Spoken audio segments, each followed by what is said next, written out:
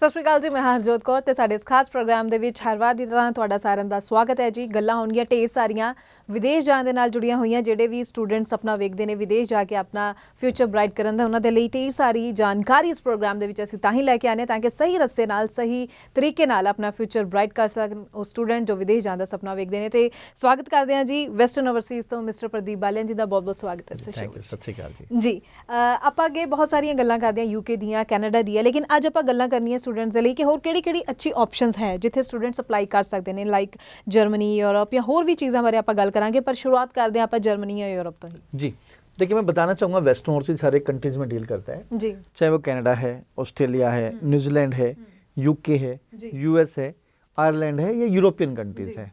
तो यूरोप आज की डेट में एक तरह से बहुत डे बाय डे स्टूडेंट्स की बहुत बढ़िया पसंद बनता जा रहा है। उसके पीछे रीजंस है कि मोस्टली जो कंट्रीज़ हैं उसमें स्टे बैक ऑप्शन भी है, ड्यूरिंग स्टडी वर्क राइट्स हैं, और तकरीबन 22-25 कंट्रीज़ हैं यूरोप में। तो सैनिगन्स तो बच्चा मीन्स लाइक एक कंट्री का वीज़ा लगे हर एक कंट्रीज़ में ट्रैवल कर सकता है, और हर एक कंट्रीज़ में जहाँ अपॉर्चुनिटी होती है वहाँ बच्चा पहुँच के अपना सेटलमेंट की भी चांसेस उसके बने रहते हैं। तो let's start with Germany. Germany में जो बच्चा जाता है तो वहाँ पे देखिए लोकल लैंग्वेज तो हमेशा चलती, किसी भी कंट्री में जाओगे लोकल लैंग्वेज है। तो जर्मनी में भी लोकल लैंग्वेज है, बट हम जो बच्चों को भेज रहे हैं वो इंग्लिश कोर्स के लिए भेज रहे हैं। मीन्स लाइक जो उसने बैचलर मास्टर्स करनी है वो इंग्लिश में होगी। तो ड्यूरिंग स्टडी बच्चे को वर्क राइट्स हैं, कॉलेज में भी जा सकता है, यूनिवर्सिटी में भी जा सकता है, बैचलर्स के लिए जा सकता है, मास्टर्स के लिए जा सकता है। बैचलर्स 3 ईयर की है, मास्टर्स 2 ईयर की है। स्टडी कंप्लीट करने के बाद 18 मंथ का वर्क वीज़ा है, 6 मंथ, फिर 6 मंथ, फिर 6 मंथ, इस तरीके से 6 महीने करके 18 महीने का बच्चे को स्टे बैक ऑप्शन होता है, जिसमें बच्चे की जॉब लग जाती है तो बच्चा आगे फर्दर अपनी PR के लिए प्रोसेस कर सकता है। एंड जर्मनी के लिए, जर्मनी में आज की डेट में स्कोप इसलिए भी क्योंकि एक तो वेस्टर्न ओवरसीज जो जर्मनी बच्चे को भेज रहा है अच्छी यूनिवर्सिटीज़ अच्छे कॉलेज में भेज रहा है, तो जो भी बच्चा हमारे पास प्रोफाइल जो भी आती है मोस्टली हर एक बच्चे का वीज़ा लगाते हैं। अभी तक सक्सेस रेट हमारा 100% रहा है।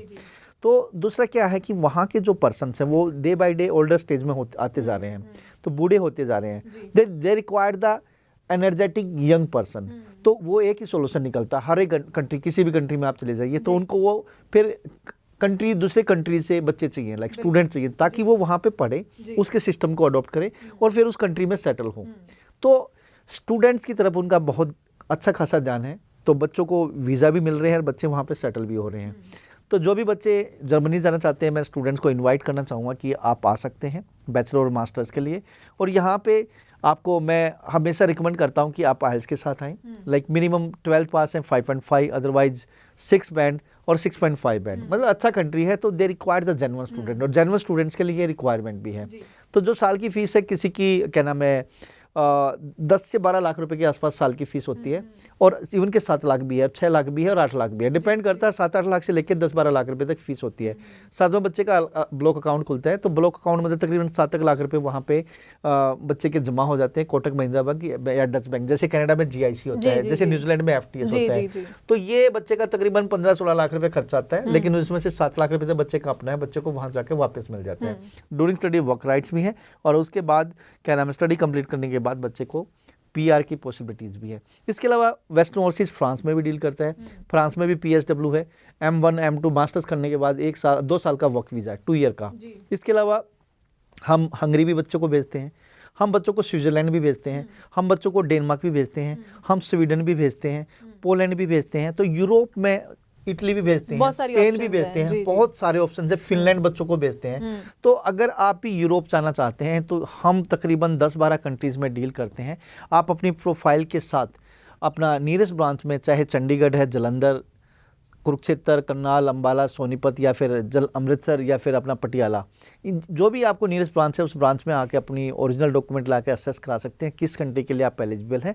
कोशिश करेंगे कि जी आपकी फ़ाइल अगर अच्छी है तो डेफिनेटली हम उस फाइल को वीज़ा तक लेके जाएंगे। जी जी बिल्कुल। सो ਤੁਹਾਨੂੰ ਪਤਾ ਚੱਲਿਆ ਕਿ ਹੁਣ ਢੇਰ ਸਾਰੀਆਂ ਆਪਸ਼ਨਸ ਨੇ ਕਿ ਕਈ ਵਾਰੀ ਸਟੂਡੈਂਟ ਸੋਚਦੇ ਨੇ ਕਿ ਸ਼ਾਇਦ 2-3-4 ਜਗ੍ਹਾ ਹੀ ਨੇ ਮੇਨ ਜਿੱਥੇ ਅਸੀਂ ਜਾ ਸਕਦੇ ਹਾਂ ਸਟੱਡੀ ਵੀਜ਼ਾ ਤੇ, ਜਾਂ ਫਿਰ ਅੱਗੋਂ ਜਿੱਥੇ ਅਸੀਂ ਕੰਮ ਵੀ ਕਰ ਸਕਦੇ ਹਾਂ। ਪਰ ਹੁਣੇ ਜਿਵੇਂ ਕਿ ਪ੍ਰਦੀਪ ਜੀ ਨੇ ਦੱਸਿਆ ਕਿ ਢੇਰ ਸਾਰੀਆਂ ਆਪਸ਼ਨ ਨੇ ਯੂਰਪ ਦੇ ਵਿੱਚ, ਤੁਸੀਂ ਇੱਕ ਵਾਰੀ ਇਹਨਾਂ ਦੇ ਆਫਿਸ ਪਹੁੰਚੋ ਤਾਂ ਕਿ ਤੁਹਾਡੇ ਡਾਕੂਮੈਂਟਸ ਨੂੰ ਦੇਖ ਕੇ ਤੁਹਾਨੂੰ ਸਹੀ ਸਲਾਹ ਦਿੱਤੀ ਜਾ ਸਕੇ ਕਿ ਤੁਸੀਂ ਕਿੱਥੇ ਲਈ ਐਲੀਜੀਬਲ ਹੋ ਤੇ ਕਿੱਥੇ ਤੁਸੀਂ ਸਹੀ ਤਰੀਕੇ ਨਾਲ ਹਾਲੇ ਵੀ ਅਪਲਾਈ ਕਰ ਸਕਦੇ ਹੋ, ਕਿਉਂਕਿ ਕਈ ਵਾਰੀ ਹੁੰਦਾ ਰਿਫਿਊਜ਼ਲ ਲੱਗੇ ਹੁੰਦੇ ਨੇ, ਗੈਪ ਪਿਆ ਹੁੰਦਾ ਤੇ स्टूडेंट्स की होप खत्म हो चुकी होती है कि शायद ਅਸੀਂ अपना स्टडी वीज़ा लगवा ही नहीं सकते हो। देखिए हर एक कंट्रीज है ना, एम्बेसी जो यहाँ है वो वीज़ा देने के लिए है, बशर्ते कि एक जेन्युइन तरीके से एम्बेसी को रिप्रेजेंट किया जाए तो बच्चों के वीज़ा लगते हैं। कोई रिफ्यूज़ होना कोई बड़ी बात थोड़ी, धरती थोड़ी खत्म होगी। एक कंट्री का रिफ्यूज़ है कोई दिक्कत नहीं है, उसी कंट्री में वीज़ा ले सकता है, इवन कि दूसरी कंट्री में भी वीज़ा ले सकता है। बच्चों के गैप है, गैप में कुछ ना कुछ तो किया होगा। अगर अच्छे तरीके से वही फाइल एम्बेसी में रिप्रेजेंट की जाए, बताया जाए कि what exactly they did between this gap, तो एम्बेसी वीज़ा देती है। बिल्कुल। सो इसीलिए बहुत ਜ਼ਰੂਰੀ ਹੈ ਕਿ ਅਸੀਂ ਸਹੀ ਕੰਸਲਟੈਂਟ ਕੋਲ ਜਾ ਕੇ ਸਹੀ ਸਲਾਹ ਲੈ ਕੇ ਸਹੀ ਤਰੀਕੇ ਨਾਲ ਹੀ ਆਪਣੀ ਫਾਈਲ ਲਗਵਾਈਏ ਤਾਂ ਕਿ ਅਸੀਂ ਜੈਨੂਇਨ ਤਰੀਕੇ ਨਾਲ ਖੁਦ ਵੀ ਅੱਗੇ ਜਾਈਏ ਤੇ ਆਪਣੀ ਜੋ ਫਾਈਲ ਆਪਣਾ ਕੇਸ ਆ ਵੀ ਜੈਨੂਇਨ ਤਰੀਕੇ ਨਾਲ ਲਗਾਈਏ ਤਾਂ ਕਿ ਅੱਗੇ ਜਾ ਕੇ ਕੋਈ ਤੁਹਾਡੀ ਫਾਈਲ ਵਿੱਚ ਦਿੱਕਤ ਨਾ ਆਏ ਤੇ ਨਾਲ ਦੀ ਨਾਲ ਤੁਹਾਡਾ ਕੀਮਤੀ ਸਮਾਂ ਵੀ ਬਚ ਸਕੇ ਤੇ ਤੁਹਾਡੇ parents the hard and money ਵੀ ਬਚ ਸਕੇ। ਅੱਗੇ ਗੱਲ ਕਰ ਲੈਂਦੇ ਹਾਂ ਜੀ, ਜੋ ਸਟੂਡੈਂਟਸ ਦੀ ਇੱਕ ਹੋਰ ਬਹੁਤ ਵਧੀਆ ਇੱਕ ਚੋਇਸ ਮੰਨੀ ਜਾਂਦੀ ਹੈ ਆਸਟ੍ਰੇਲੀਆ ਬਾਰੇ ਵੀ ਗੱਲ ਕਰਨਾ ਬਹੁਤ ਜ਼ਰੂਰੀ ਹੈ ਕਿਉਂਕਿ ਬਹੁਤ ਸਾਰੀ ਕੁਐਰੀਜ਼ ਆਉਂਦੀ ਰਹਿੰਦੀ ਹੈ ਕਿ ਆਸਟ੍ਰੇਲੀਆ ਬਾਰੇ ਵੀ ਜ਼ਿਆਦਾ ਜਾਣਕਾਰੀ ਦਿੱਤੀ ਜਾਵੇ ਤੇ ਨਾਲ ਦੀ ਨਾਲ ਨੈਕਸਟ ਜੋ ਕਮਿੰਗ ਇਨਟੇਕ ਹੈ ਉਸ ਦੇ ਬਾਰੇ ਵੀ ਦੱਸਿਆ ਜਾਏ। जी, ऑस्ट्रेलिया के बारे में मैं ये बोलना चाहूँगा, SSVF simplified student visa framework है अभी जो फैब इनटेक के लिए हम काम कर रहे हैं। और आज की डेट में इंडिया का जो पायदान है एक नीचे है, मतलब असेसमेंट लेवल 3 में है, कैटेगरी 3 में है। मतलब हम अगर किसी कैटेगरी 1 यूनिवर्सिटी में भेजते हैं तो फंड्स एम्बेसी नहीं जाएंगे, लेकिन due to the assessment level 3 जो इंडिया है असेसमेंट लेवल 3 में, तो जो कैटेगरी 2 और 3 के जो कॉलेज है यूनिवर्सिटी हैं उसमें अगर हम बच्चे को डालते हैं तो एम्बेसी में फ़ंड्स दिखाने हैं। आज की डेट में बहुत सारी यूनिवर्सिटी है जो 15 दिन पुराने रिसेंट फंड्स, इवन के 1 मंथ ओल्ड फंड्स देखती हैं। 1 मंथ ओल्ड से फंड्स ओल्ड हैं आपके पास तो आप फाइल एम्बेसी में लगा सकते हो। और एक बच्चे को ऑफर लेटर से लेके GT मैच करने तक और इसके अलावा COE आने तक बच्चे को 1-1.5 महीना लग जाता है, तो इन मीन टाइम आपके फंड्स भी पुराने हो जाते हैं, आप फाइल भी लगा सकते हैं। कुछ यूनिवर्सिटीज़ हैं जो 3 मंथ ओल्ड फंड्स मांगती हैं, तो मैं हर एक बच्चे को इनवाइट करना चाहूँगा जो 12th पास है या फिर ग्रेजुएट हैं। आप 12th वाले अपना क्या नाम है डिप्लोमा, एडवांस डिप्लोमा या बैचलर्स के लिए जा सकते हैं। जो बच्चे ग्रेजुएट हैं वो मास्टर्स के लिए जा सकते हैं। जो इंडिया में मास्टर्स हो अगेन मास्टर्स भी कर सकते हैं। यहाँ पे 2 टाइप के हैं, मीन्स लाइक एक तो जो स्टडी कंप्लीट करने के बाद ड्यूरिंग स्टडी एक तो 40 आवर पर फोर्टनाइट आपको मिलेगा, और स्टडी कंप्लीट करने के बाद आपको अगर आपने SOL स्किल ऑक्यूपेशन लिस्ट का कोर्स किया है तो 18 मंथ का ग्रेजुएट स्ट्रीम में भी आपका वीज़ा लग सकता है, या फिर PSW भी है, पोस्ट स्टडी वर्क वीज़ा। आपने बैचलर्स की है या मास्टर्स की है या PhD की है तो 2 साल से लेके 4 साल तक का वर्क वीज़ा है। और इवन कि आज की डेट में रीजनल एरिया को प्रमोट करने के लिए हाई कमीशन ने, वहाँ की गवर्नमेंट ने मतलब 2 साल से 3 साल और 4 साल भी वर्क वीज़ा है।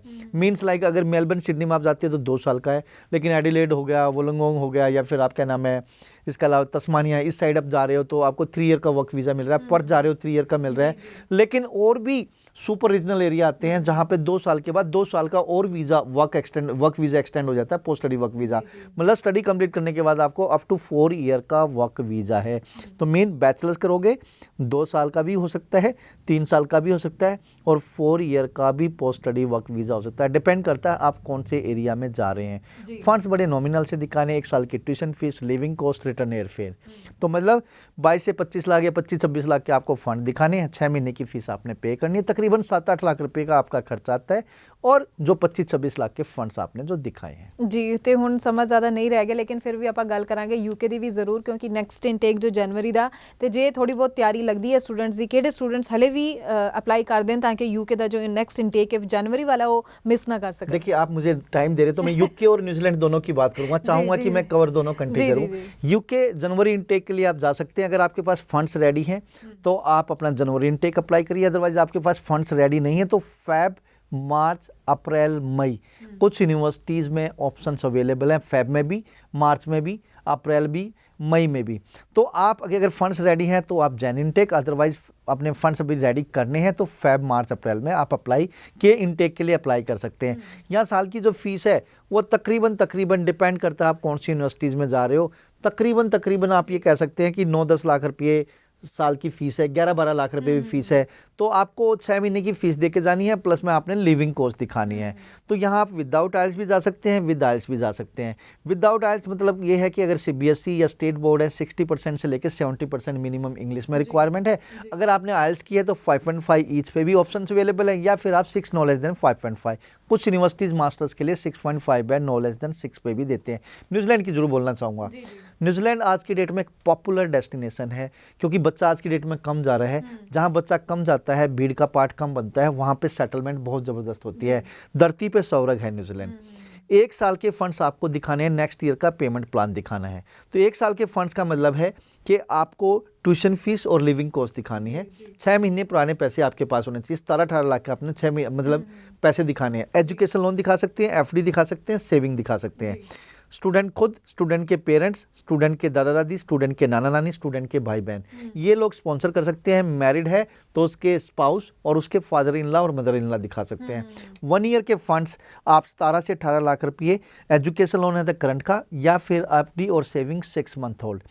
आपको वीज़ा लगने के बाद सबसे पॉजिटिव पॉइंट्स है कि यहाँ पे बिफोर वीज़ा कोई खर्चा नहीं है, सिर्फ एम्बेसी फीस और मेडिकल देना है। तो वीज़ा लगने के बाद जब आपका अप्रूवल इन प्रिंसिपल आता है, AIP आता है, तब आपने कॉलेज को फीस पे करनी है और आपने FTS लिविंग कॉस्ट $15,000 साथ लेके जानी है, जैसे कनाडा में GIC होता है। तो 1 साल का यही रहेगा। ड्यूरिंग स्टडी वर्क राइट्स हैं, 20 आवर्स, वैकेशन में फुल टाइम काम कर सकते हैं। नेक्स्ट ईयर फिर आप पढ़ सकते हैं जी। ਤੇ ਅੱਜ ਦੇ ਇਸ ਪ੍ਰੋਗਰਾਮ ਦੇ ਵਿੱਚ, ਇਸ ਐਪੀਸੋਡ ਵਿੱਚ ਅਸੀਂ ਤੁਹਾਨੂੰ ਢੇਰ ਸਾਰੀਆਂ ਆਪਸ਼ਨਸ ਦੱਸੀਆਂ ਨੇ ਕਿ ਬਹੁਤ ਸਾਰੀਆਂ ਜਗ੍ਹਾਵਾਂ ਨੇ ਜਿੱਥੇ ਤੁਸੀਂ ਪੜ੍ਹਾਈ ਦੇ ਨਾਲ ਨਾਲ ਅੱਛਾ ਕੰਮ ਵੀ ਕਰ ਸਕਦੇ ਹੋ, ਅਰਨ ਵੀ ਕਰ ਸਕਦੇ ਜੀ। ਹੋ। IELTS ਰਿਐਲਿਟੀ ਟੈਸਟ ਜੀ ਬਿਲਕੁਲ। ਤੇ ਅਸੀਂ ਜੋ ਹਰ ਪ੍ਰੋਗਰਾਮ ਦੇ ਵਿੱਚ ਗੱਲ ਕਰਦੇ ਹਾਂ, ਪਰ ਕੁਝ ਘੱਟ ਸ਼ਬਦਾਂ ਵਿੱਚ ਮੈਂ ਚਾਹੂੰਗੀ ਆਪਾਂ डिटेल इसी जो है दे दीजिए IELTS रियलिटी टेस्ट बारे। जी, अगर आप भी IELTS को लेके सफ़र कर रहे हैं, आपका स्कोर नहीं आ पा रहा है, बार बार अटैम्प्ट करने के बाद भी आपका डिजायर्ड स्कोर नहीं आ रहा है, तो IELTS रियलिटी टेस्ट 21 दिसंबर को होटल होमटल चंडीगढ़ में होने जा रहा है, जिसमें आपकी फियर, फोबिया, एंजाइटी, नर्वसनेस सारी रिमूव होगी।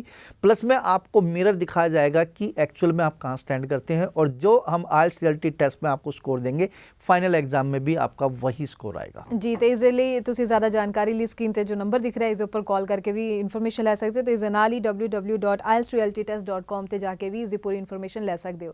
ਤੇ ਤੁਹਾਡਾ ਬਹੁਤ ਬਹੁਤ ਧੰਨਵਾਦ ਇਸ ਸਾਰੀ ਜਾਣਕਾਰੀ ਲਈ। थैंक यू जी। ਜੀ ਇਸ ਦੇ ਨਾਲ ਹੀ ਹੁਣ ਮੈਨੂੰ ਯਾਨੀ ਕਿ ਹਰਜੋਤ ਕੌਰ ਨੂੰ ਵੀ ਦਿਓ ਇਜਾਜ਼ਤ। ਧੰਨਵਾਦ।